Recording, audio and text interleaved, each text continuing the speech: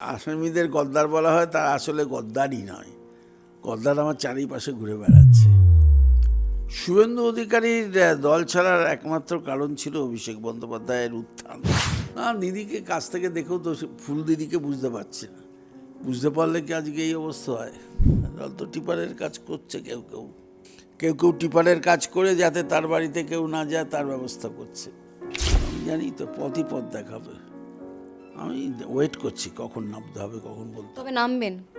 হ্যাঁ, নিশ্চয়ই, একেবারেই 100 বার।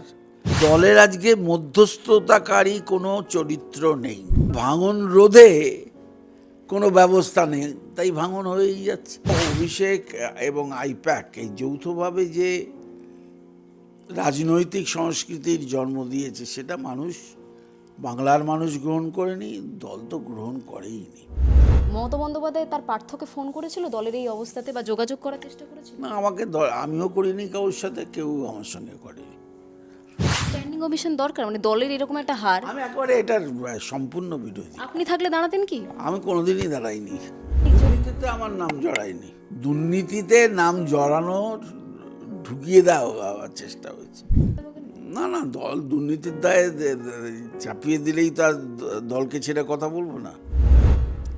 সবচেয়ে মজার ব্যাপার, যারা চাকরিহারারা আন্দোলন করছিল তাদেরও দলে দলে লোক আমার কাছে এখন আসছে। না, বামেদের সংগঠন তো নিঃসন্দেহে অনেক বেশি সাংগঠনিক। ক্ষমতার থেকে চলে গিয়েও বামেরা এখনো পতাকা ধরে আছে। আর আমরা ক্ষমতার থেকে চলে যাওয়ার সঙ্গে সঙ্গে 80 জন থেকে চলে যাচ্ছে 65 জন।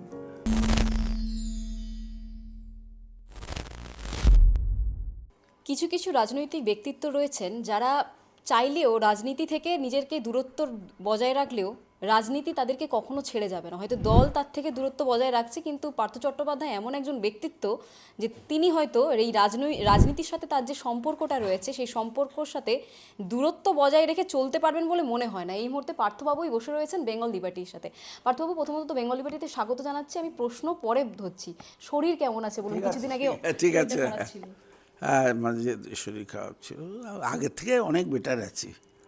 মনের উপরেও তো একটা চাপ আছে, কি যে হচ্ছে, কি রাজনৈতিক পটভূমি, কখন কি কোথায় চলে যাচ্ছে, এটা তো কোনোদিন দেখিনি।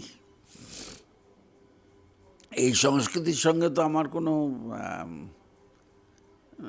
যোগাযোগ ছিল না, বা আমি কোনো এই সংস্কৃতির ধারক বাহক নই। সেই সব দিকে নজর রেখে মোটা বড় খারাপ লাগে আর কি, যে নীতিহীন আর শুধুমাত্র ক্ষমতায় টিকে থাকার জন্য রাজনীতি, আর মানুষের জন্য রাজনীতি, যেটা করবার জন্য চাকরি ছেড়ে আমি এসছিলাম, সেটার বড় অভাব আজকে দেখছি। যে রুমে এখনো মানে কক্ষে, বিধানসভার মধ্যে বিরোধী দলনেতার কক্ষে বড় বড় করে বোর্ডে এখনো পার্থ চট্টোপাধ্যায় লেখা রয়েছে। এককালীন বিরোধী দলনেতা ছিলেন আপনি। সেই দলে সিংহাসন নিয়ে, মানে ওই চেয়ার নিয়ে এখন টানা পোড়া, সই জালিয়াতি দেখলাম আমরা। এবং তারপর দেখতে পাচ্ছি যে আপনি যে দলের সাথে যুক্ত ছিলেন বা যে দল আপনাকে বহিষ্কার করেছে সেই দলে ভাগ হয়ে গেছে, 2-3টে ভাগ হয়ে গেছে। কি বলবেন এই বিরোধী দলনেতা নিয়ে যে টানা পোড়া চলছিল? না না, পদ্ধতিগত ভুল ছিল বলে আমার মনে হয়। তৃণমূল কংগ্রেস যেটা অধ্যক্ষের কাছে পাঠিয়েছে, সেখানে আমার মনে হয় কিছুটা পদ্ধতিগত ভুল আছে। আর আমি এখনও মনে করি, সেদিনও মনে করতাম, যে নির্বাচিত প্রতিনিধিরা তাদের ডেকে যখন দল বলে, তারপরে নির্বাচিত প্রতিনিধিরা বিধানসভায় এসে সবাই মিলে বসে সেই সিদ্ধান্তকে কার্যকর করবার জন্য প্রস্তাব গ্রহণ করে সেই প্রস্তাবের কপি নিয়ে যিনি দলের নেতা হবেন তিনি গিয়ে অধ্যক্ষের কাছে সেটা জমা দেবেন। এইটাই হচ্ছে পদ্ধতি। সে পদ্ধতিটা বোধহয় এবার সঠিকভাবে পালন করা হয়নি, তার জন্যই এত বিভ্রান্তি হয়েছে।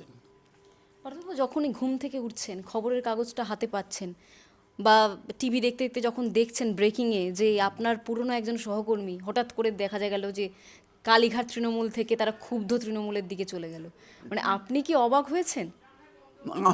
আমি তো ভাবতে পারছি না যে তাহলে কি রাজনৈতিক দল হিসেবে আমরা কাজ করলাম যাতে আমাদের এত সহকর্মী তারা একটা অন্য শিবির তৈরি করছে। এবং সে ব্যাপারে আমি আবার বলছি, সব জায়গায় যেটা বলি, যে দলের আজকে মধ্যস্থতাকারী কোনো চরিত্র নেই। যদি তা থাকতো তাহলে দলের এই অন্য শিবিরে চলে যাওয়ার কারণগুলো নিয়ে তারা ব্যাখ্যা করত, বসতো, বলতো, বোঝাতো। সেটা তো কেউ নেই, কেউ তো করছে না। সুতরাং ভাঙন রোধে কোনো ব্যবস্থা নেই, তাই ভাঙন হয়েই যাচ্ছে। সবাই একটাই কারণ দেখাচ্ছে, অভিষেক বন্দ্যোপাধ্যায় এবং সুমিত নামে একজন ব্যক্তি, যে অভিষেক বন্দ্যোপাধ্যায় ডান হাত ছিল। আচ্ছা, অনেকের অভিযোগ রয়েছে পার্থবাবু যে নেতা মন্ত্রীরাও নাকি অভিষেক বন্দ্যোপাধ্যায়ের চেয়ার মানে কক্ষের বাইরে এসে অপেক্ষা করতেন, সুমিত তাদেরকে পরিচালনা করতেন। আপনি তো মন্ত্রী ছিলেন, আপনাকে কখনো পরিচালনা করেছে? না, আমি তো ক্যামাক স্ট্রিটের মহাসচিব হিসেবে যেতাম, মন্ত্রী হিসেবে তো কোনোদিন যাইনি। মহাসচিব হিসেবে যতগুলো মিটিং পিকের সঙ্গে, আইপ্যাকের সঙ্গে হয়েছে, আমি তাতে বেশিরভাগ আমি আর সুব্রত বক্সী থাকতাম। আমার জীবনে সেরকম ঘটনা ঘটেনি। কেন মিথ্যে কথা বলবো? আমার কোনো মাধ্যমে গিয়ে কারোর কাছে পৌঁছাতে হয়নি। অভিষেক তো নয়। তো বেশিরভাগ লোকেরই তো তাই অবস্থা, যে নিচে ওয়েট করেছে, উপরে যেতে পারেনি। আসল কথা, অভিষেক এবং আইপ্যাক এই যৌথভাবে যে রাজনৈতিক সংস্কৃতির জন্ম দিয়েছে, সেটা বাংলার মানুষ গ্রহণ করেনি, দল তো গ্রহণ করেইনি।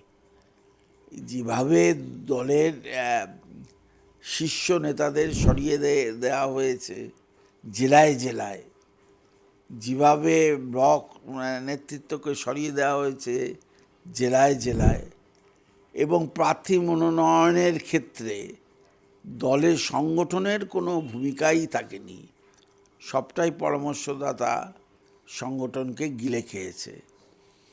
তার পরিণামই হয়েছে। আচ্ছা, তৃণমূল কংগ্রেস নামক এই দল পরবর্তী তাদের প্রজন্মকে তৈরি করতে কেন পারলো না, ভেঙে গেল কেন? সে তো যারা তৈরি করবার কথা ছিল তাদের জিজ্ঞেস করুন, আমাকে বলে কি হবে? সিনিয়র একজন, আমি সিনিয়র হলেও, সিনিয়র নেতৃত্ব থাকলেও, তা আমি বিগত 4 বছরে যে পরিবর্তন দলের মধ্যে হয়েছে, সে পরিবর্তন তো আগে ছিল না। ধীরে ধীরে হয়েছে। প্রতিবাদ করার দরকার ছিল, আমি প্রতিবাদ করেছিলাম। আমি এখনও মনে করি দলের জেলায় জেলায় যারা দলটাকে তৈরি করেছে তাদের মতামত নেওয়া দরকার, সেই কর্মীদেরকে সম্মান দেওয়া দরকার, এবং সবচেয়ে বড় কথা, বিপদের দিনে তাদের পাশে পতাকা নিয়ে দাঁড়িয়ে থাকা দরকার।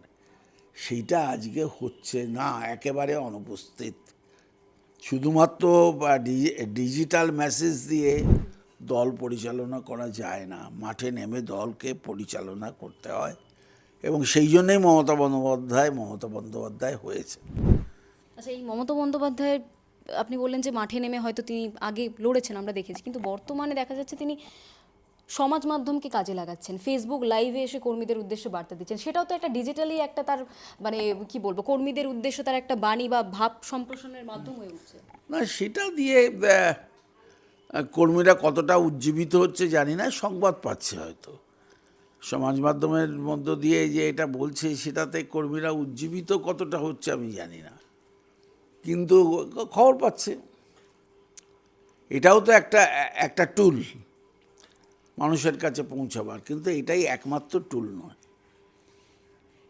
পার্থক্য একটা প্রসঙ্গ, এই যে বললেন যে নতুন প্রজন্ম, তারা ঠিক মতো হয়তো তাদেরকে তৈরি করতে পারা হয়নি, বা তারা ঠিক মতো করে আপনারা যেভাবে মাঠে ঘাটে। প্রজন্ম বলতে যদি একজন ব্যক্তিকে বোঝায় তাহলে আমি বলতে পারবো না, কিন্তু নতুন প্রজন্ম তো নিশ্চয়ই তৈরি হয়েছে, চারিদিকে ঘুরছে তো তারা, কেন তৈরি হবে না? যারা এখন চারিদিকে ঘুরছে না, তবে যাদের দলে অনেকটা দায়িত্ব দিয়ে দেওয়া হয়েছিল, এই দেবাংশু ভট্টাচার্য, ইনি আপনাকে নিয়ে বেশ মন্তব্য করেছিলেন ফেসবুকে।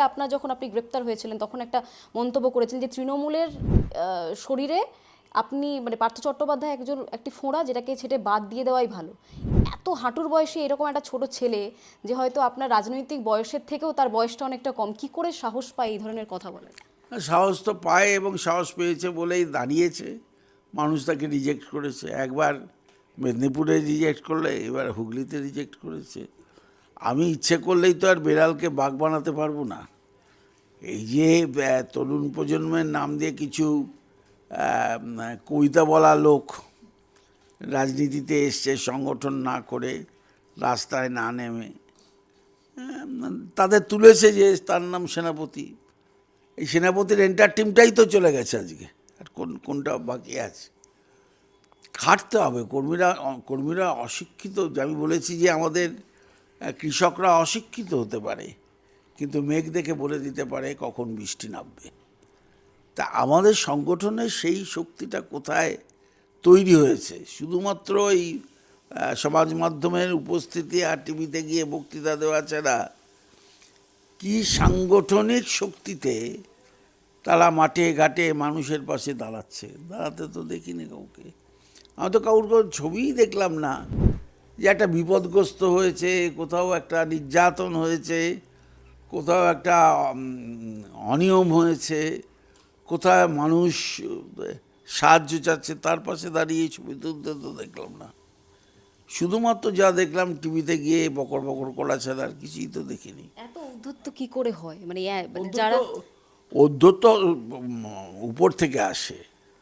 উপর যদি অধ্যত্ত দেখায়, উপর যদি মানুষের সঙ্গে যোগাযোগ না করে গাড়ির উপরে হাত নাড়ায়, তাহলে এরাও গাড়ির উপরে হাত নাড়ানোটাই শিখবে। ঘাসের উপরে দাঁড়িয়ে মমতা বন্দ্যোপাধ্যায়ের মতন মানুষের সঙ্গে কথা বলাটা শিখছে না, শিখেনি।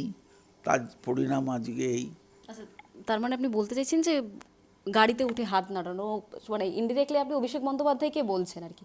ও মমতা বন্দ্যোপাধ্যায়কে দেখে রাজনীতি শেখেনি বলেই কি তাদের আজকে এই অবস্থা? আমার তো তাই মনে হয়। বাড়ি থেকে সংস্কৃতি যদি না প্রভাবিত করতে পারে, তাহলে বাইরের লোককে তার সংস্কৃতি কী করে প্রভাবিত করবে? মমতা বন্দ্যোপাধ্যায়কে যে লাইন, যে চিন্তাধারা, সেই চিন্তাধারার সঙ্গে বিচ্যুতি তো ঘটেইছে, এবং সেই বিচ্যুতি ঘটার কারণেই রাজনৈতিকভাবে তৃণমূল কংগ্রেস আজকে একটা বিভক্ত শিবিরে পরিণত হয়েছে।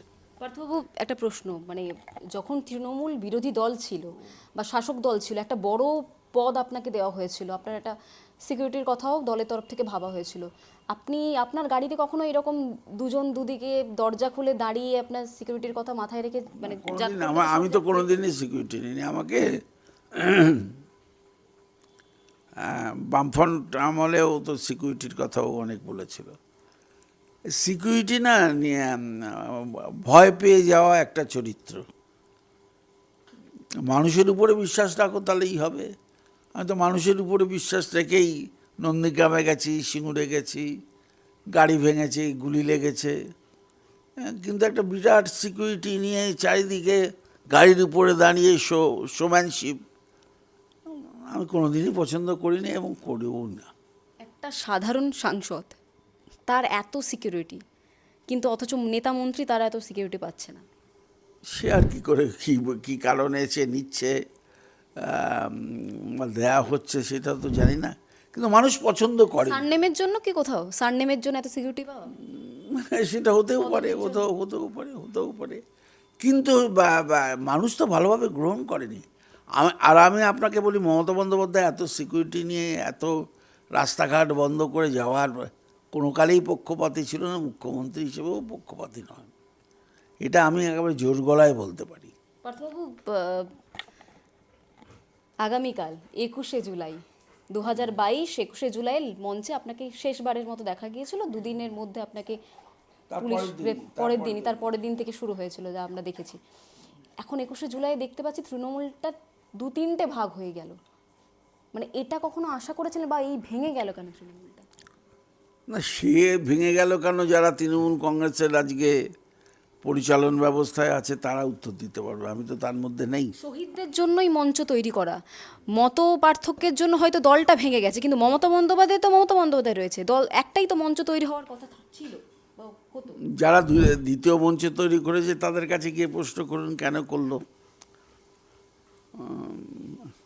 এটা তো মমতা বন্দ্যোপাধ্যায়ের 93 সালের মানুষের ভোটাধিকার প্রয়োগের জন্যই কংগ্রেসের পতাকা তলে যুব কংগ্রেসের নেতৃত্বে তিনি তখন নেত্রী ছিলেন, সেটাকে সামনে রেখেই তিনি এগিয়েছিলেন এবং তার জন্য মৃত্যুবরণ করেছে। শহীদ মিনারে এবার কংগ্রেস করছে, কিন্তু কংগ্রেস করতো, এটা কংগ্রেসেরই প্রোগ্রাম, কিন্তু মমতা বন্দ্যোপাধ্যায় একে অনেক বৃহৎ আকারে শহীদ পরিবারকে, আরও অন্য জায়গার শহীদদের, নন্দীগ্রাম, সিঙ্গুর, তাদেরকে একত্রিত করে প্রোগ্রামগুলো করতেন। এখন বিধানসভায় যেহেতু দল বিভক্ত, তারা মনে করছে আমরাও একটা করব, তাই এই জন্য আরেকটা হচ্ছে। সুতরাং 2-3টে জায়গায় না, আরেকটা তো এনসিপিআই বলে একটা নতুন দল করে যারা করছে তারা, আমি বলছি মানুষের কাছে গিয়ে নিজের কেন্দ্রে কর্মী সভাও করে সিদ্ধান্ত নিক না যে আমরা কোন দিকে থাকবো। আচ্ছা, কর্মীরা কনফিউজ হয়ে যাবে না যে কোন মঞ্চে যাব? কর্মীরা জানে কোন মঞ্চে যেতে ধরুন হবে। মমতা বন্দ্যোপাধ্যায় দেখে তৃণমূল করা কোনো একজন কর্মী করছেন, কিন্তু তার বিধায়ক রয়েছে অন্য মঞ্চে। তাতে বিধায়ক সেটাই তো লোকে চলে যাচ্ছে। বিধায়করা কি আর কর্মীদের কথা শুনে তার মঞ্চ বদল করেছেন? তা তো তাদের মতন করে মঞ্চ বদল করেছেন। সুতরাং তারা, আমার নিজের ধারণা হচ্ছে যে আমি যে প্রতীকে জিতেছি, যার ছবিকে সামনে নিয়ে রেখেছি, তা যদি পরিবর্তন করতে হয় আমি সেখান থেকে পদত্যাগ করে আবার সেই কেন্দ্রে গিয়ে আমার নতুন মতবাদকে প্রতিষ্ঠিত করব। এখানে তো সেটা হয়নি, হচ্ছে না। পার্থবাবু, মমতা বন্দ্যোপাধ্যায়ের দলের এরকম একটা অবস্থা, একটা সময় মুকুলবাবু, আপনি এবং সুব্রত বক্সী, ব্রহ্মা বিষ্ণু মহেশ্বর নামে তৃণমূলের একটা করা হতো। মুকুলবাবু নেই এই মুহূর্তে, পরলোক গমন করেছেন, এবং সুব্রত বক্সী অসুস্থ রয়েছে এবং আপনিও বাড়িতে রয়েছেন, দল আপনাকে বসিয়ে রেখেছে। মমতা বন্দ্যোপাধ্যায় তার পার্থকে ফোন করেছিল দলের এই অবস্থাতে, বা যোগাযোগ করার চেষ্টা করেছিল? না, আমাকে আমিও করিনি, কারোর সাথে কেউ আমার সঙ্গে করেনি। আমি সহকর্মীরা আমার সঙ্গে যোগাযোগ রাখে, জেলায় জেলায় সহকর্মীরা আমার সঙ্গে যোগাযোগ রাখে, ফোনে কথাবার্তা হয়, যারা কলকাতায় আসে তারা দেখা করে যায়। আমি এখন চুপ করে দেখছি যে কি দাঁড়াচ্ছে, কিন্তু আমার একটা মনে হয় উদ্যোগ নেওয়া উচিত তৃণমূল কংগ্রেসের, মমতা বন্দ্যোপাধ্যায়ের তরফ থেকে, যে এই এতগুলো নির্বাচিত প্রতিনিধিরা তারা বিভক্ত হয়ে গেলেন, তাদের সঙ্গে মমতা বন্দ্যোপাধ্যায় নিজে কথা বলুন এবং নিজে কথা বলে জানান। কিন্তু দেখে এখানে মূল ব্যারিকেড তৈরি হয়েছে অভিষেকের নেতৃত্ব নিয়ে, বা তাকে একটা মূল আসনে বসিয়ে রেখে। সময় এসছে সেটা দেখা, সেটা কি আসল কারণ, সেইগুলো নিয়ে যদি আলোচনা করতো। এবং সবচেয়ে বড় কথা, নির্বাচনী বিপর্যয়ের পরে একটা তো আত্মবিশ্লেষণ করবার দরকার ছিল, সেটা তো হলো না। স্ট্যান্ডিং কমিশন দরকার, মানে দলের এরকম একটা হার। আমি একবারে এটার সম্পূর্ণ বিরোধী। আপনি থাকলে দাঁড়াতেন কি? আমি কোনোদিনই দাঁড়াইনি, আমি কোনোদিনই দাঁড়াইনি, এবং এই ধরনের প্রস্তাব অমর্যাদাকর মোটেই। আমি 211 থেকে 80 হয়ে গেলাম, আমাকে বলছে যে অভিনন্দন করতে হবে যে আমি খুব খেটেছি। আবার এমন একজন ব্যক্তিকে যার কোনো প্রাধান্যই নেই। না না, তাকে তাকে এই এই ভূমিকাগুলোই বাংলার মানুষ গ্রহণ করেনি, এবং দলের বেশিরভাগ লোক মুখ বুজে সহ্য করেছে। যখন আগ্নেয়গিরির মতন এখন সেটা উৎক্ষিপ্ত হচ্ছে। শুভেন্দু অধিকারীকে তো মানে অনেক ছোটবেলা থেকে আপনি দেখেছেন, আপনার বন্ধু সমতুল্য একজন রাজনৈতিক বন্ধু, তার ছেলে শুভেন্দু অধিকারী কেন দল ছেড়েছিলেন বার্তাবাবু? শুভেন্দু অধিকারীর দল ছাড়ার একমাত্র কারণ ছিল অভিষেক বন্দ্যোপাধ্যায়ের উত্থান। যুব কংগ্রেস থেকে তাকে সরিয়ে দিয়ে বা তার পাশাপাশি যুবা তৈরি করে। তো শুভেন্দু তো নিজে বলেছিল, আমি তো নিজে অনেকবার কথা বলেছি, যে এই দলে আমার রাজনৈতিক কোনো ভবিষ্যৎ নেই। ঠিক সিদ্ধান্ত ছিল এখন? সঠিক সিদ্ধান্ত ছিল বলেই মনে করি। আমি হয়তো সেদিন সঠিক সিদ্ধান্ত নিতে ভুল করেছি, কিন্তু শুভেন্দু সঠিক সিদ্ধান্ত নিয়েছিল এবং তার যে ইচ্ছা, সে সংগ্রামের মধ্য দিয়ে ওঠা একটি ছেলে, সে আজকে মুখ্যমন্ত্রী হয়েছে। পার্থ চট্টোপাধ্যায় তো নিজেই একটা ব্র্যান্ড ছিল একটা টাইম তৃণমূলে থাকাকালীন। তখন যদি আপনি বললেন যে ভুল, আপনি হয়তো সিদ্ধান্ত নিতে দেরি করেছেন, বা সিদ্ধান্ত নিলে হয়তো এখন পরিস্থিতি অন্য হতো। আমি তো সিদ্ধান্ত নিতে পারতাম না, আমি সিদ্ধান্ত নেওয়ার জন্য অনুরোধ করতাম। সিদ্ধান্ত তো আমি কোনোদিনই কোথাও নিইনি, শুধুমাত্র অনুরোধ করেছি। তাহলে শুভেন্দু অধিকারী কি করে সিদ্ধান্তটা নিতে পারলেন? দেখলেন চোখের সামনে যে অভিষেক বন্দ্যোপাধ্যায়কে তার ক্ষমতার বাইরে থেকে ক্ষমতায়ন করা হচ্ছে, তো সেখানে সে তো একটা রাজনৈতিক চরিত্র এবং সুসংগঠক। সুতরাং সে সিদ্ধান্ত নিয়ে আলাদাভাবে চলে গেল।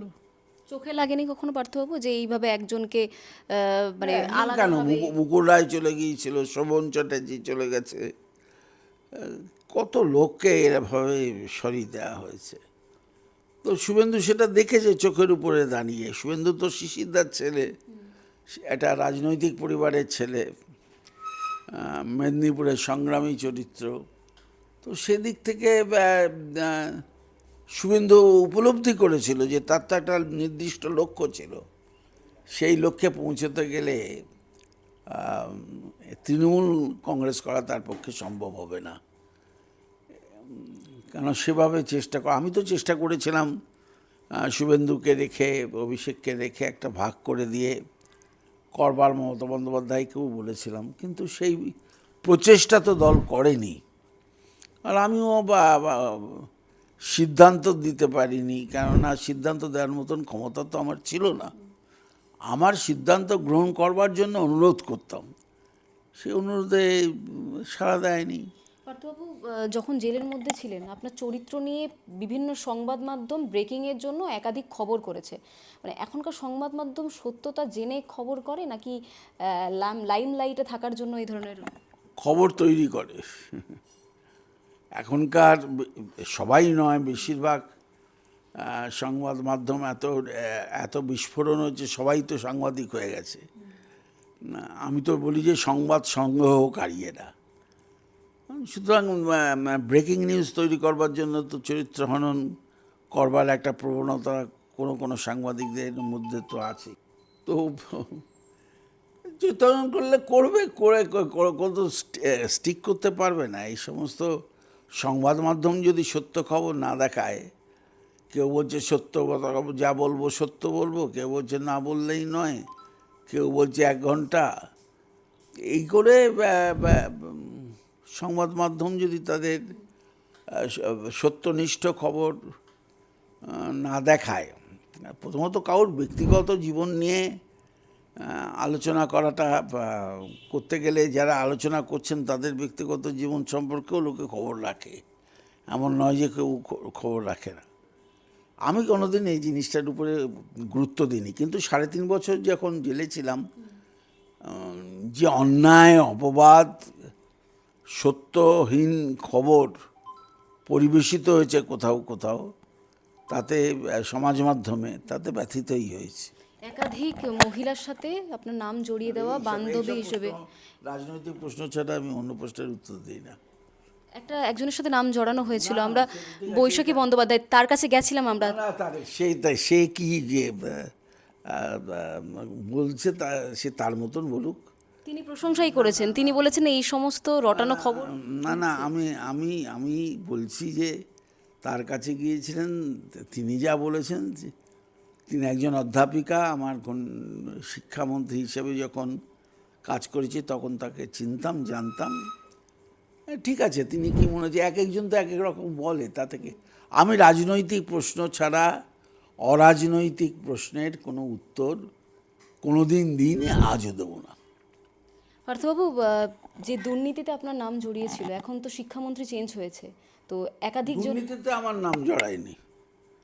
দুর্নীতিতে নাম জড়ানোর, ঢুকিয়ে দেওয়ার চেষ্টা হয়েছে। আমি এখনও বলছি, জীবনে কোনোদিন দুর্নীতি করিনি। কোনো রকম দুর্নীতির সঙ্গে না আমার চাকরি জীবনে যোগ ছিল, না আমার সামাজিক জীবনে যোগ আছে। সুতরাং চেষ্টা করলেই তো আর ঢোকানো যাবে না। আর মন্ত্রীর তো কোনো রোল নেই যেখানে দুর্নীতি হয়েছে। যে দুটি সংস্থার দুর্নীতির অভিযোগ এসছে, সে দুটি সংস্থাই স্বয়ংশাসিত সংস্থা, নিজেদের আইন, নিজেদের রুলস অনুযায়ী, তারা অ্যাক্ট অনুযায়ী তারা চলে, তাদের বোর্ড আছে, তাদের চেয়ারম্যান আছে, সুতরাং তারা এর উত্তর দেবে। এখানে মন্ত্রীর কোনো রোলই নেই। পার্থবাবু, গতবারে যখন এসেছিলাম আপনার সাক্ষাৎকার নিতে, আপনি বলেছিলেন যে আমি নির্দিষ্ট সময় বেঁধে দিচ্ছি আমার দলকে, মানে প্রাক্তন যে দল রয়েছে, আমার নামের সাথে যে কালো বদনাম জড়ানো হয়েছে যেটা তারা ক্লিয়ার করুক। সেই সময়সীমা কি শেষ হয়ে গেছে? আমি তো নিজেই মুখ খুলতে আরম্ভ করেছি, আবার শেষ হবে কী করে? আমি তো নিজেই বলতে আরম্ভ করেছি, তো নিজেই বলছি। নতুন সরকারকে কি আবেদন করবেন যে আবার প্রমাণ করার জন্য যাচাই করা হোক? নতুন সরকার তো আমার সরকারের যিনি মুখ্যমন্ত্রী, তিনি তো প্রায় 20 সাল পর্যন্ত আমারই সহকর্মী ছিলেন, তিনি তো সব বিষয়টাই জানেন। আমি একটা জিনিস কিন্তু বলবো, এই 26,000 ছেলের যে চাকরি চলে গেল, এর দায়িত্ব কিন্তু বর্তমান প্রাক্তন যে সরকার অস্বীকার করতে পারে না। তার ভুল সিদ্ধান্ত নিয়েছে। তারা কোর্টে গিয়ে দুরকম কথা বলেছে, সুপ্রিম কোর্টে গিয়ে দুরকম কথা বলেছে। কোনো রাজনৈতিক লক্ষ্যে তারা এই ধরনের কথা বলেছে। কাউকে চিহ্নিত করতে গিয়ে পুরো দলটাকেই, পুরো সরকারটাকেই একেবারে কালিমালিপ্ত করেছে। তাদের তো বিচার বাংলার মানুষ করেই দিয়েছে, কিন্তু তাদের এই 26,000 ছেলের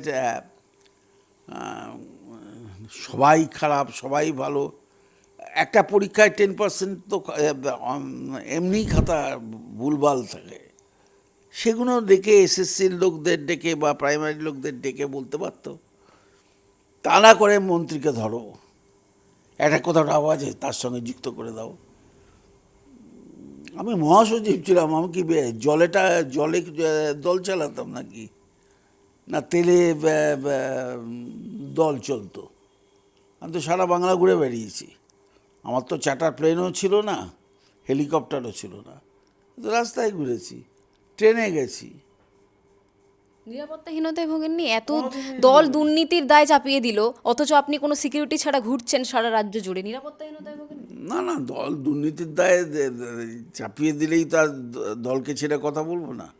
ছেড়ে কথা বলবেন না? না না, হ্যাঁ কথা বলতে। আরে তোমাকে কেউ কালিমালিপ্ত করলো, তুমি তাকে ছেড়ে কথা বলবে কেন? কোনো ছেড়ে কথা বলবে? সংবাদ মাধ্যমে মুখ খুললেই হয়ে গেল, নাকি আরো কোনো স্টেপ নেবেন? না, আমার তো কেসগুলো লড়তে হবে, সেখানেই আস্তে আস্তে বলতে হবে যা বলবার। এসএসসি চেয়ারম্যান বা অন্য বোর্ডের মেম্বারদের নির্বাচিত করে মন্ত্রিসভা, রাজ্যপাল তাকে মনোনয়ন দেয়। সেখানে মন্ত্রী কী করবে? এই যে এসএসসির নারিয়াল এখন চেয়ারম্যান হয়েছে, কে করেছে? মন্ত্রী করলো না মন্ত্রিসভা করলো? এইটাই আমি একটা ছোট উত্তর দিলাম। তো তাদেরকে না জিজ্ঞাসা করে মন্ত্রী বদল করে একটা মন্ত্রীকে দিয়ে একটা গোষ্ঠী তৈরি করে এটা করা ঠিক নয়। আর আমি যেখানে অনিয়ম দেখেছি সেখানে আমি তাদের ডেকে বলেছি এটা ঠিক হচ্ছে না, আমি নিজে সেখানে ইন্টারফেয়ার করেছি। কিন্তু মন্ত্রী তো আর চাকরি দিতে পারে না, চাকরির সুপারিশও করতে পারে না। এটা একেবারে ভুল দিয়েছে। বলে না কথা যে তোমাকে প্রমাণ করতে হবে তুমি সৎ। It's not enough that you are honest, you have to demonstrate your honesty. I am also trying that. পার্থবাবু, ক্ষুব্ধ তৃণমূল যারা রয়েছে তাদের মঞ্চ বা আরও যে মঞ্চ রয়েছে, সেই মঞ্চগুলোতে শহীদ দিবসে যাওয়ার কথা ভাবছেন? কারণ আপনার আমি শহীদ দিবসে বাড়িতেই শহীদ তর্পণ করব। আমি কোনো জায়গাতেই এখনও তো বাড়ির থেকে সেভাবে বেরোই না। আরেকটু সুস্থ হই, সুস্থ যথেষ্ট, কিন্তু তার থেকেও ওই রিস্ক নিচ্ছি, বারবার অসুস্থ হয়ে পড়ছি। পথে নামবেন আবার? কর্মীরা তো অপেক্ষা করছে। আমি বলছি যে পথে বা নামোর সাথে পথেই হবে, পথ সেরা। আমি জানি তো পথই পথ দেখাবে। আমি ওয়েট করছি কখন নামতে হবে, কখন বলতে হবে। তবে নামবেন? হ্যাঁ নিশ্চয়ই, একেবারেই 100 বার সক্রিয়ভাবে নামবো। আমি তো এমনি মনের দিক থেকে রাজনৈতিক কর্মী, পথে নেমে সেটা করতে হবে। আমি তো আর গাড়িতে ঘুরে আর ইয়েতে ঘুরে করবো না। মানুষের সঙ্গে যোগাযোগ, মানুষই জলের মধ্যেই মাছ থাকে, জল ছাড়া মাছ তো বাঁচতে পারে না। তো জলটা হচ্ছে মানুষ, জনতা, আর জনতাই এনে দেয় মানুষের ক্ষমতা। তো সুতরাং জনতার কাছে যেতে হবে। শুধুমাত্র দূর দূরান্তে বসে থেকে আর সমাজ মাধ্যমে ভাষণ দিয়ে তো আর হবে না। মানুষকেও দেখতে হবে কারা শুনছে, কারা রিয়্যাক্ট করছে, তারা কি বলছে, তারা কেন বলছে। যেমন আমার এতদিন ধরে অপপ্রচার হয়েছে, আমি চেষ্টা করছি লোককে বলবার এটা ভুল, এটা ঠিক নয়। সবচেয়ে মজার ব্যাপার, যারা চাকরিহারারা আন্দোলন করছিল তাদেরও দলে দলে লোক আমার কাছে এখন আসছে। চাকরিহারারা আসছে? চাকরিহারারা কি বলছেন এসে? অন্যায়ভাবে তাদেরকে চাকরি আমি তো জীবনে চাকরি হারার মিছিল দেখিনি। আমি চাকরি চাওয়ার মিছিল দেখেছি, অনিয়মের মিছিল দেখেছি, অনশন দেখেছি। সেখানে আমি উপস্থিত হয়েছি, মুখ্যমন্ত্রী উপস্থিত হয়েছে, সাংবাদিকরা উপস্থিত হয়েছে। সুতরাং সেদিক থেকে আমার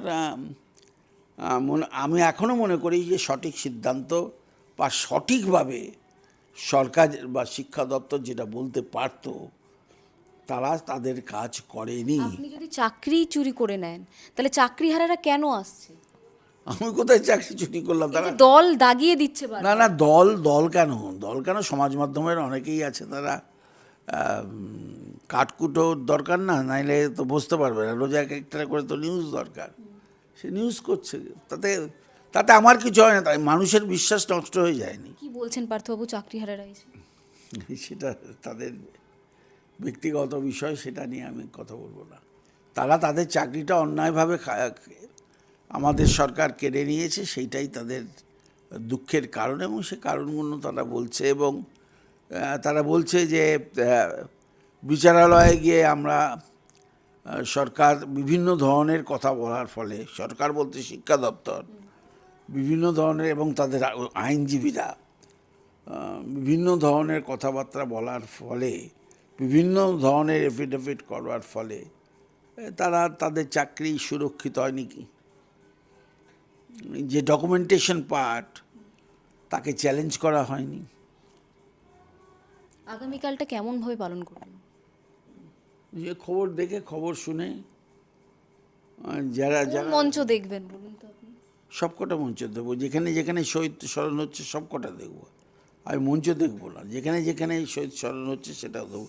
জেলায় জেলায় শহীদ স্মরণ হয়, বড় আকারে হয়, কিন্তু কেন্দ্রীয়ভাবে মমতা বন্দ্যোপাধ্যায় যেহেতু এই ভিক্টোরিয়ার সামনে করতেন, তাই সেটাই সবচেয়ে বেশি আকর্ষণীয় জায়গা ছিল শহীদ পরিবারের কাছে। শহীদ পরিবারের অনেকে যোগাযোগ করে, তাদের সঙ্গে যোগাযোগ না করলে, এখন তো ফোন নাম্বার নেই, যদি যোগাযোগ করে কথা বলবো। সম্পর্ক একই রয়েছে জেলার কর্মী, শহীদদের পরিবার? হ্যাঁ সবটাই। কারণ সম্পর্ক খারাপ হবে কেন? সবাই তো জানে যে আমি কি ধরনের মানুষ। এ পাড়ায় ঘুরে খবর নিয়ে দেখো যে কোন কোন এত পরিবারের এত কর্মসংস্থান হয়েছে, কোথাও কি কোনো অনিয়ম, বিচ্যুতি, আর্থিক দুর্নীতির এরম অভিযোগ আছে? আপনি নিজেকে সামলে উঠতে পেরেছেন? মানে এত শারীরিক অসুস্থতা তো ছাড়ুন, 3 বছর 4 বছর ধরে এইভাবে মানসিক অত্যাচার। সামলে উঠতে হবে। আবার সামলে উঠেছেন, সামলে উঠতে হবে। মিথ্যা অপবাদের বিরুদ্ধে লড়াই করতে হবে, এবং তার বিরুদ্ধে যদি যেতে হয়। বয়সও তো বাড়ছে পার্থবাবু। বয়স বললে কি, বয়স তো একটা সংখ্যা, মন তো নয়। মনের বয়স কখনো বাড়ে? একাকিত্ব লাগে না? মানে বন্ধু বান্ধব সহকর্মীরা যোগাযোগ করে না? না করে তো, আমি তো বলছি আগে করতো না, এখন করে, আরো বেশি করে করে। মানে তৃণমূলের এই অবস্থার পর আরো বেশি করে করে? তা তৃণমূলের অবস্থার জন্য না, তারা এখন মনে করে যে একটা সুযোগ এসছে কথা বলবার। এতদিন কি কোনো চাপ ছিল তাদের উপর? হ্যাঁ, তারা তো চাপ সৃষ্টি করেছিল। সেনাপতির চাপ ছিল, দলের ফতোয়া ছিল। দলের একাংশ এতটাই ভয় পেয়েছে যে দলের সহকর্মীদের বলছে যেও না, যদি আমার কাছে আসে তাহলে তো সত্যি কথা জানতে পারবে। ফতোয়া জারি করা হয়েছিল। আচ্ছা, সংবাদ মাধ্যমকে কি কোনো চাপ সৃষ্টি করা হয়েছিল যে আপনার বিরুদ্ধে একাধিক এই ধরনের মন্তব্য সৃষ্টি করা? সেটা আমি বলতে পারবো না। সমাজ মাধ্যম তো একটা আইপ্যাকের তৈরি করা কিছু লোকও আছে, সুতরাং তারা একসঙ্গে ঝাঁপিয়ে পড়েছিল, এইটা আমি বলতে পারবো। ইউটিউবার যারা রয়েছে তারা একসঙ্গে ঝাঁপিয়ে পড়েছিল, কোনো কোনো সংবাদ মাধ্যম পত্রিকাকে প্রভাবিত করবার চেষ্টা হয়েছিল। হোক না, যত লড়াই করো, যত হামলা করো, সব সামলে নেব। তো হামলা হয়েছে, সামলাবার ক্ষমতা জনতা যতদিন দেবে, নিজের মানসিক জোর যতদিন দৃঢ়তা থাকবে, তো এটাকে লড়ে নেব। জেলে, আমার শেষ প্রশ্ন এটা, জেলে থাকাকালীন কি উপলব্ধি করতে পেরেছেন? জেলের অপব্যবস্থা, জেল পুলিশদের ন্যায্য দাবি উপেক্ষিত হওয়া, জেলের হাসপাতাল একেবারে নিম্নমানের, বহুদিন ধরে বিনা বিচারে আসামিরা রয়েছে, অভিযুক্তরা রয়েছে, তাদের দিকে না দেখা, বহু দুঃখের ভাবে যারা রয়েছে তাদের কাটায়, কিন্তু আনন্দের সঙ্গে তারা থাকে, একটা টিম হিসেবে তারা থাকে। সেই আনন্দের ভাগিদার হয়েছেন? আমি তো বেসিক্যালি আমার দিকটা যেদিকে থাকতাম সেদিকে তো মাওবাদীদের ইয়ে ছিল, আর কয়েকজন ছিল, সুদীপ্তবাবু ছিলেন, তো কাটিয়েছি ভালোভাবেই। অসুস্থ হয়ে পড়তাম, নিয়মিত ওষুধ সরবরাহ যদি না হতো তাহলে তো অসুবিধে হয়, কিন্তু ডাক্তার নেই, অন্য অ্যাসিস্ট্যান্টরা নেই, হাসপাতালের উন্নয়ন নেই, পুলিশ, জেল পুলিশ যারা আছে তাদের সুযোগ সুবিধা থেকে তারা বঞ্চিত, তো একটা সম্পূর্ণ একটা অপব্যবহার সবসময় চলছে। তো সেইটা আমার মনে খুব দুঃখ লেগেছে। এটা ঠিক না, জলের মধ্যে দাঁড়িয়ে ছাতা একটা নিয়ে দাঁড়িয়ে আছে, কিভাবে দাঁড়িয়ে আছে, তাদের জুতোর পয়সা দেওয়া হয় না, তাদের গামবুটের পয়সা দেওয়া হয় না, তাদের পোশাকের পয়সা দেওয়া হয় না, তাদের একটা ছুটি 30 দিনের পাওনা 87 থেকে তারা ভোগ করে আসছে, হঠাৎ সেটাকে কেটে দেওয়া, এগুলো তো আমাদের দলের বিরুদ্ধেই গেছে না? যাই হোক, এটা তো দলের বিরুদ্ধেই গেছে। জেলে থাকাকালীন তর্পণ করতেন 21শে জুলাইতে? তখন না, জেলের মধ্যে এত শহীদের ভিড় আছে যে শুধুমাত্র একটা আলাদা করে করে, কিন্তু জেলের মধ্যে গান্ধী জয়ন্তী, নেতাজি জয়ন্তী নিশ্চয়ই পালন করেছি। জন্মদিনটা কেমন কাটাতেন বলুন তো জেলে? জন্মদিনের কথা তো আর মনে থাকতো না, কিন্তু যারা মনে করতো, যারা জানতো, তারা আসতো। অনেক আসামি আছে যারা জানতো, তারা নিজেরা আসতো, এবং আসামি ভালো বন্ধু, আমি এইটুকু বলবো। অনেক, আমি বই লিখছি জেলের, যে কত রকম চরিত্রের লোকরা ওখানে থাকে, ভালো তারা খুব। আচ্ছা, এই আসামিদের থেকে পাওয়া সম্মান বা যে ব্যবহার, পুরনো সহকর্মী যারা একবারও খোঁজও নেয়নি সেই গদ্দারদের থেকে কি ভালো? আসামিদের গদ্দার বলা হয়, তারা আসলে গদ্দারই নয়। গদ্দার আমার চারিপাশে ঘুরে বেড়াচ্ছে, যাদের আমি চিহ্নিত করতে পারিনি, যার ফলে আমাকে জেলে যেতে হয়েছে। এবার চিহ্নিত করবেন? চিহ্নিত করে সেই ব্যবস্থা নিচ্ছি, চিহ্নিত করেছি। আমার আরেকটা প্রশ্ন, আমি এখানে গদ্দার যেহেতু উঠলো, তৃণমূল কংগ্রেস থেকে শুভেন্দু অধিকারী বেরিয়ে আসার পর তাকে গদ্দার তকমা দেওয়া হয়েছিল। আমি দিইনি। আমি শুভেন্দুকে সবসময় মনে করি একটি সংগ্রামী যুবক, আদর্শবান যুবক, এবং যে আর্থিক সচ্ছলতার মধ্যে দিয়ে সে মানুষ হয়েছে, তার বহিঃপ্রকাশ তার মধ্যে ছিল না, বা আজও নেই, যেটা অন্যের মধ্যে আছে। তার জন্যই কি তিনি সফল? নিশ্চয়ই, নিশ্চয়ই সফল। ছোট ছোট হয়ে কলেজ জীবন থেকে উঠতে উঠতে উঠতে উঠতে সমবায় করতে করতে করতে করতে এই পর্যন্ত গেছে। এবার তার সফলতা নির্ভর করবে যে এই যে তার সাংগঠনিক বলিষ্ঠতা, যে কাজ করবার ইচ্ছে, তাড়াতাড়ি করবার ইচ্ছে, এটা দেখতে হবে। এটা তো বাংলা, এটা একটা কলেজের ইউনিট নয়, একটা জেলা নয়। সামগ্রিকভাবে প্রশাসনিক ক্ষমতা তার হাতে, উন্নয়ন করবার ক্ষমতা তার হাতে। যে প্রকল্পগুলোকে তিনি বলেছেন বাস্তবায়িত করবেন, সেগুলোকে বাস্তবায়িত করবার তার হাতে। শুধুমাত্র আইনি ব্যবস্থা এটা ওটা করাটা তার হাতে নয়। আমি ওকে বলছি যে শিল্প নিয়ে যে উদ্যোগও নিয়েছে, তাপসও নিয়েছে, আমি তাকে ধন্যবাদ জানাই। যে শুধুমাত্র বেকার ভাতা চালু করে কিন্তু সাময়িকভাবে হয়তো ভালো লাগে, কিন্তু কর্মসংস্থান সৃষ্টি না হলে তাহলে কিন্তু বাংলার যুবকরা বঞ্চিতই থেকে যাবে। তাপস রায় কি ঠিক সিদ্ধান্ত নিয়েছিলেন? নিশ্চয়ই স্বীকৃতি। আমি তো বলছি যে সিদ্ধান্ত সঠিক না হলে কি করে সে নির্বাচিত হয়ে গেল, শিল্পমন্ত্রী হয়ে গেল। ও তো আমার ডেপুটি ছিল পরিষদীয় দলে, সুবক্তা, সুসংগঠক, বহুদিনের পুরনো সহকর্মী, বহুদিনের পরিষদীয় রাজনীতিতে তার যথেষ্ট দক্ষতা আছে। মমতা বন্দ্যোপাধ্যায় যখন দুবার একজন ব্যক্তির কাছে হেরে গেলেন, আবার এমন একজনের কাছে হারলেন যিনি মমতা বন্দ্যোপাধ্যায়কে দেখেই হয়তো রাজনীতিটা শুরু করেছিলেন, সেটা মমতা বন্দ্যোপাধ্যায়ের জন্য মেনে নেওয়া কষ্টকর হয়েছিল নাকি?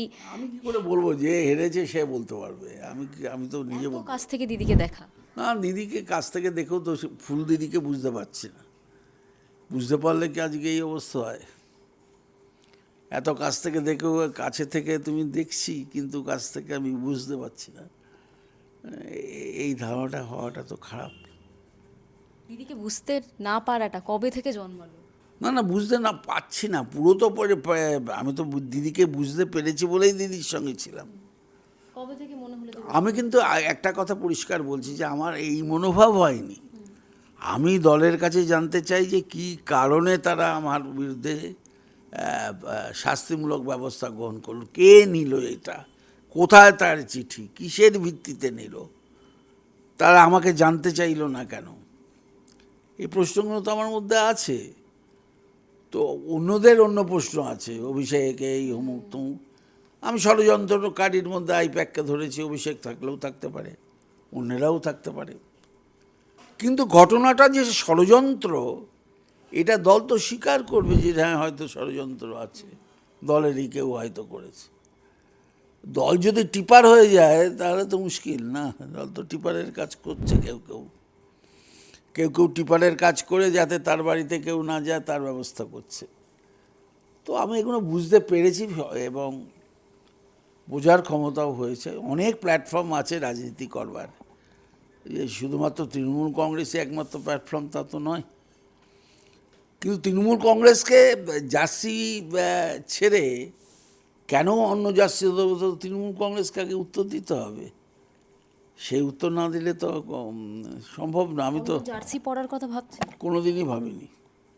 চাকরি করেছি নিজেই একটা জার্সি, মানে নিজেই একটা ব্র্যান্ড। পার্থবাবু, এত মানে কর্মীরা রয়েছে, জেলায় জেলায় আপনি ভিজিট করেছেন, পারতেন তো নিজে একা দাঁড়িয়ে না, রাজনীতি করা?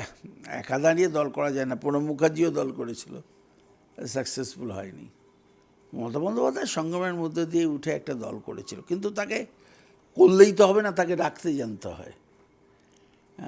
এই তৈরি করে সরকার গঠন সব ঠিক আছে, কিন্তু সরকারে না থাকার সময় যে কায়দা, যে যে যে ধৈর্য, যে মানুষের সঙ্গে কথা বলা, সেইটার প্রয়োজন, এবং সেটা যদি করে ভালো। বামেদের কি সংগঠন অনেক মজবুত তৃণমূলের থেকে? না, আমাদের সংগঠন তো নিঃসন্দেহে অনেক বেশি সাংগঠনিক, অনেক বেশি শৃঙ্খলাবদ্ধতা আছে। ক্ষমতার থেকে চলে গিয়েও বামেরা এখনও পতাকা ধরে আছে। আর আমরা ক্ষমতার থেকে চলে যাওয়ার সঙ্গে সঙ্গে 80 জন থেকে চলে যাচ্ছে 65 জন।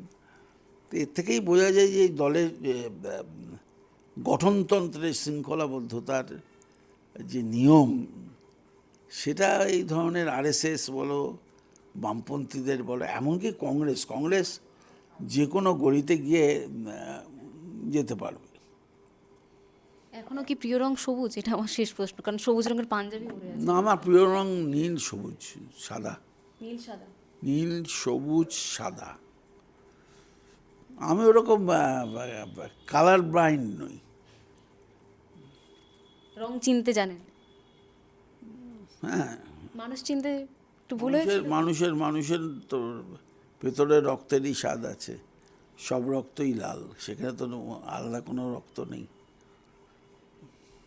21শে জুলাইয়ের আগের দিন পার্থ চট্টোপাধ্যায়ের সাথে কথা বললাম। তিনি বাড়ি থেকেই শহীদ দিবসের তর্পণ করবেন যেভাবে জেলে থাকাকালীন করে এসছেন।